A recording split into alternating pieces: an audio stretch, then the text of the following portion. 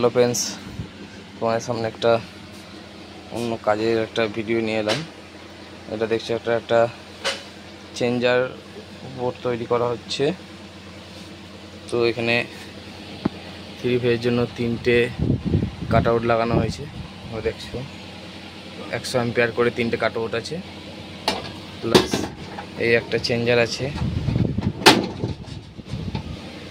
এই একটা চেঞ্জার আছে 63 অ্যাম্পিয়ারের। এটা দ্বিতীয় চেঞ্জার, এটা 63। তো কাজ চলছে কানেকশানে, কেন কাজটা কমপ্লিট হয়নি। তো তোমাদের সামনে আবার দেখিয়ে নিলাম ভিডিওটা। এই একটা চেঞ্জার, এটা একটা বাস বার করা হয়েছে নিউট্রালের জন্য, যেটা লক করা হয়েছে। তোমাদের পরের নেক্সট ভিডিওটাই দেখাবো। এখানে সব এমসিবি হবে,